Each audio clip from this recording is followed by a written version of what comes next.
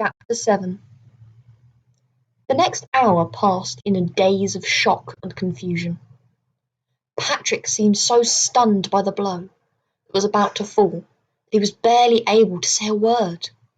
He followed his son mutely as John was led away to be issued with his new sailor's clothes, and only found his voice when John had changed into the ill-fitting white trousers, full-sleeved shirt, waistcoat, and short blue jacket he had been given. "My word, Johnny," he said, his voice cracking as he tied the red scarf round his son's robust neck and balanced the straw hat on his thick thatch of blonde hair. "You're a proper sailor now. A real jack-tar. If only your mother was alive to see."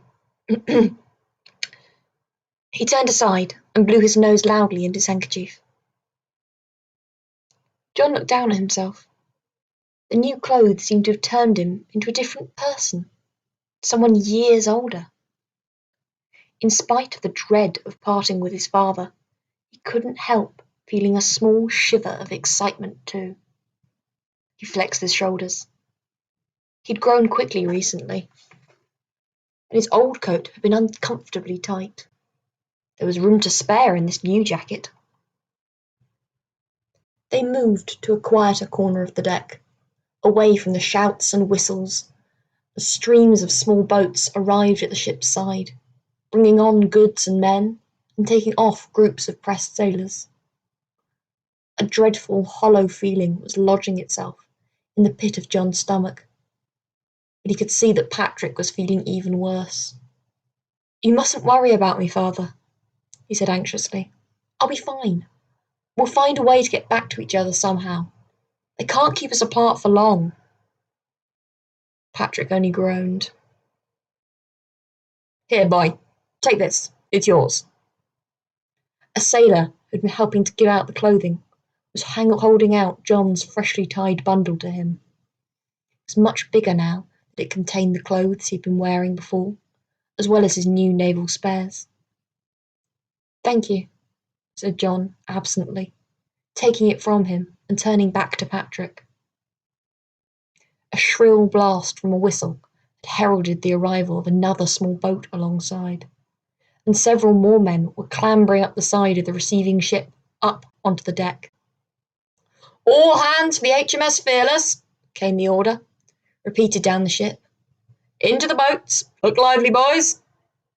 "Already?" "No, not yet," cried Patrick, catching John in a crushing hug. John was struggling to break free. Beyond his father, he'd seen a pair of deep dark eyes and a long, pale face that had set his pulse hammering with fear. "Father, let me go. It's Mr. Creech." Mr. Creech had seen them and was forcing his way through the milling crowd of men on the deck. Behind him were a couple of Marines. "That's the man, the thief," Mr. Creech was saying, his voice high and sharp. "I accept he cannot be released to face the justice he deserves, but I insist that my property, which he has stolen, be handed back to me."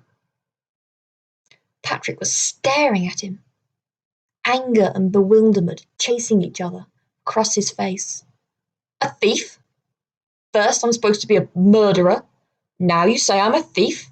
How dare you, sir? How dare you?" "A leather satchel," Mr. Creech said to the two Marines who had accompanied him. "The papers inside it belong to me. I demand he return them immediately." Patrick's anger had turned to contempt. He squared his shoulders, gathering his dignity. "You, sir, are a liar and a cheat. The satchel you refer to contains papers of personal significance, a few letters, some mementos of my dear wife, documents relating to my property, my former property. Open the satchel, Johnny.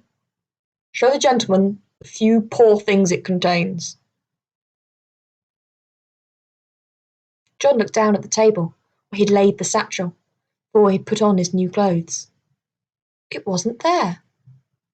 He looked under the table, on the deck beside it, behind a stack of casks nearby. The satchel was nowhere to be seen.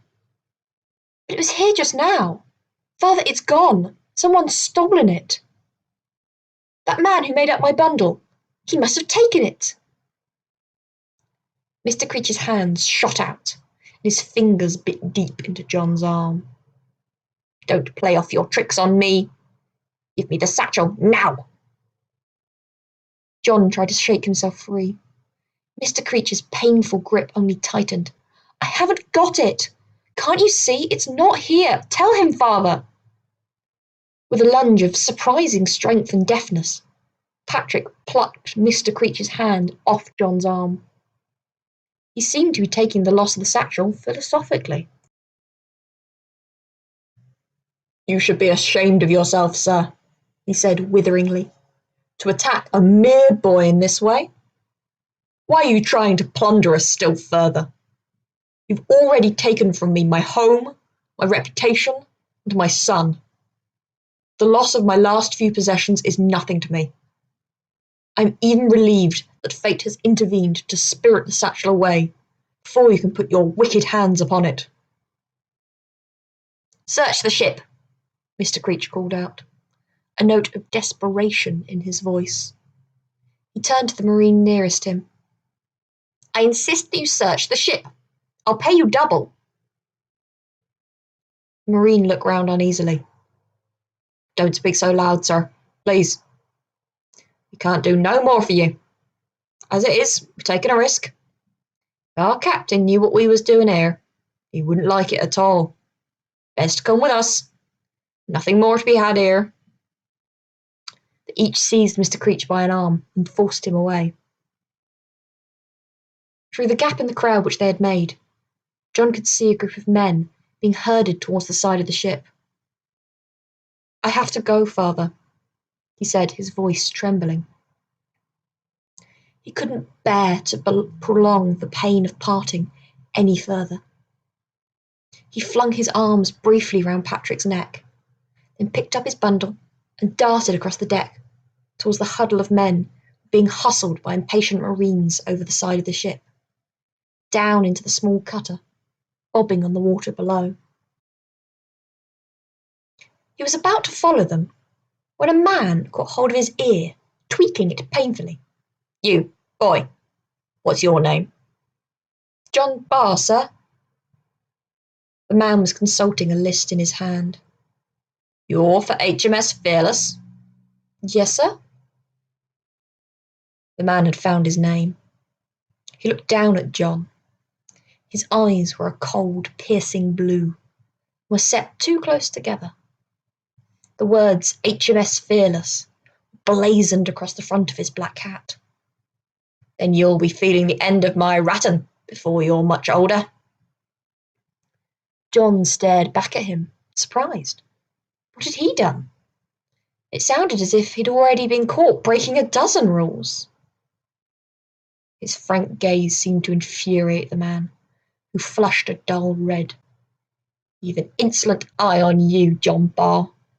I'll be watching out for you. I'll break you if I have to. John Barr. He let go of John's ear and thrust him towards the opening. John tumbled down the side of the ship so fast he nearly lost his footing on the cleats, and he jumped down clumsily into the boat, sending it rocking from side to side. Already sitting in the boat were a dozen of the other captive men who had been pressed into service. There were also 6 Marines, their muskets trained on the pressed men, and 8 sailors, each holding an oar. Their forearms were strongly muscled, and all of them had long hair tied in a pigtail down their back. Watch out, landlubber, one of them called out cheerfully to John. You'll send us all to Davy Jones. Come, sit by me. Don't fidget. He seemed to notice the misery on John's face.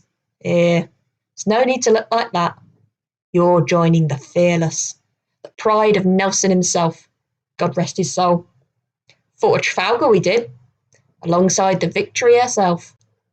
The Fearless is the finest ship in the fleet, ain't she, boys? She would be if you weren't on board. another sailor called out. The rest laughed. John, nursing his bundle, looked up, great hulk, the receiving ship towering above him, hoping to see Patrick looking down. Instead, he saw something that made his heart miss a beat. Mr. Creech was still on board. He was talking to the man who had so painfully pinched his ear. Their heads were together, as if they were sharing secrets, as if they knew each other well. "Who's that man up there?" he asked the sailor sitting next to him, the one with the staring blue eyes. The sailor sent a stream of tobacco juice spewing into the water. "That's Mr. Higgins, that is. If you want my advice, steer clear of him. He's the boatswain's mate. Nasty bit of work if he takes against you." Mr. Higgins was climbing down into the boat himself now. The sailors waited respectfully until he'd settled himself in the bows, from where he could look back down the length of the boat at the sullen, unwilling new members of HMS Fearless's crew. Then they pushed off from the ship's great side with powerful thrusts of their oars. John had forgotten the men all around him. He was looking up at the deck of the ship, where Patrick's face had at last appeared. "Goodbye, father," he was saying silently to himself. "Goodbye. Goodbye." The strip of water between the boat and the ship was widening with frightening speed as the sailors pulled on the oars. John kept his eyes on his father's face as long as he could distinguish it from the mass of others looking out over the side. And when he could make it out no more, he turned aside and looked out to sea, so that no one would notice the tears sparkling in his eyes.